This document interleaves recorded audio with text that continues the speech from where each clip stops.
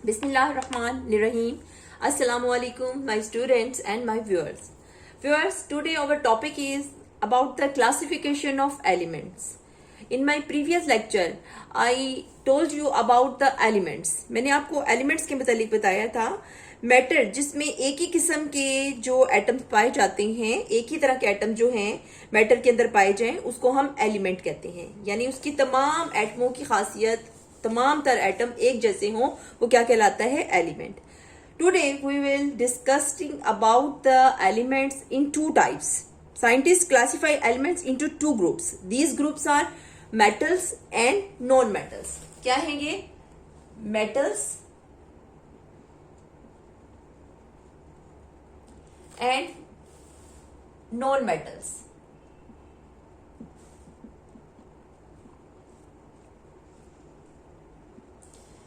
Scientists divides elements into two groups, two categories. These are metals and non-metals. Now, first of all, we describe metals. About 70% elements are metals. All elements have similar properties. And now we discuss these properties. Metals की तमाम की properties एक जैसी होती हैं और अब हम इनकी properties को जानेंगे, जिसमें कि एक property इसकी ये है कि जो metals होती हैं ये most of the metals are shiny और grey solid. Shiny होती हैं, ग्रे सॉलिड इनमें पाया जाता है, ग्रे कलर होता है इनका ज्यादातर मेटल्स का. दूसरी प्रॉपर्टी है इसकी, they can be moulded. They can be moulded. Moulded का मतलब ये है कि हम इसको मोड़ सकते हैं, फोल्ड कर सकते हैं, इसकी अपनी मुताबिक जो है इसको एक खास शेप दे सकते हैं. यानी मेटल्स को हम मोल्ड कर सकते हैं और शेप दे सकते हैं. कैसे?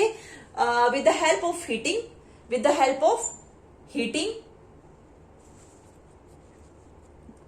We mould the metals.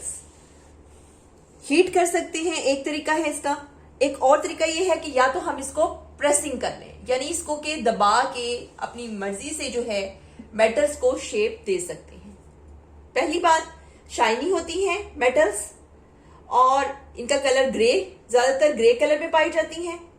दूसरी प्रॉपर्टी इनकी ये है कि they can be moulded by heating और प्रेसिंग. हीट करने से या फिर प्रेस करने से हम इनको एक खास शेप दे सकते हैं. थर्ड प्रॉपर्टी है जी मेटल्स की, these are the good conductor. Good conductors of heat and electricity. क्या है जी ये? गुड कंडक्टर है. कंडक्टर का मतलब होता है जो अपने अंदर से हीट को और इलेक्ट्रिसिटी को पास होने दे, उसको हम बोलते हैं conductor.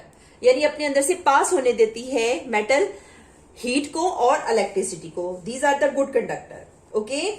And some metals are, जो हम जानते हैं उनमें ज्यादातर जो मेटल्स की एग्जांपल हमारे जहन में आती हैं उनमें एल्यूमिनियम है, आयरन है. आयरन मानी लोहा, जिसको कि हम Fe से रिप्रेजेंट करते हैं. एल्यूमिनियम है.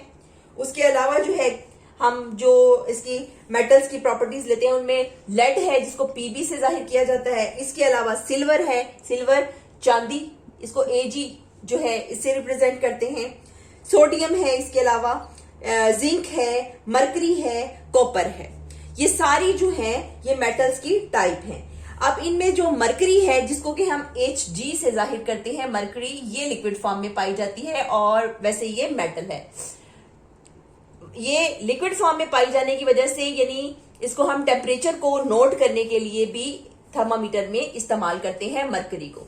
ये है जी मेटल्स की खसूसियात. और मरकरी आपने देखा होगा थर्मामीटर में, मैंने कहा ना ग्रे कलर की होती है और ये शाइनी होती है, ठीक. बट लेकिन ये क्या है?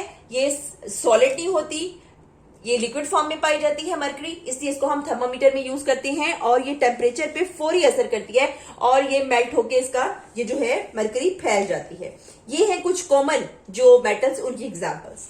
इसके अलावा अब हम पढ़ते हैं जी नॉन मेटल्स की चंद प्रॉपर्टीज.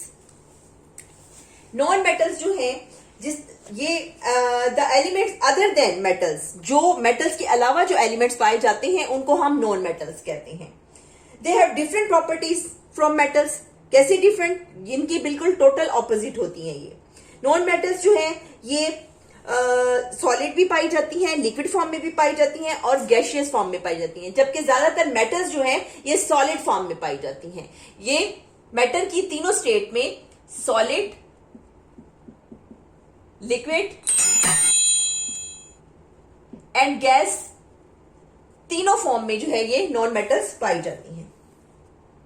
उसके अलावा दूसरी बात अगर हम करें कि जो सॉलिड्स, ये जो नॉन मेटल्स होती हैं, ये नॉन मेटल्स ये ज्यादातर ब्रिटल फॉर्म में पाई जाती हैं और इनको हम मोल्ड नहीं कर सकते, इनकी कोई प्रॉपर शेप जो है वो नहीं दे सकते। इनको मोल्ड करके हम इनको शेप प्रॉपर नहीं दे सकते, यानी इनकी तो हम शेप मोल्ड करके शेप दे सकते हैं हीटिंग के जरिए, प्रेसिंग के जरिए, बट ये जो है इनको हम मोल्ड नहीं कर सकते। नो मोल्डिंग, इसको हम नो मोल्ड कर सकते हैं, यानी इनको शेप नहीं दे सकते।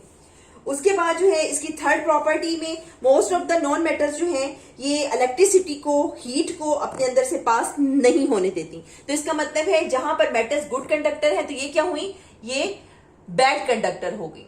क्या है ये जी, बैड कंडक्टर ऑफ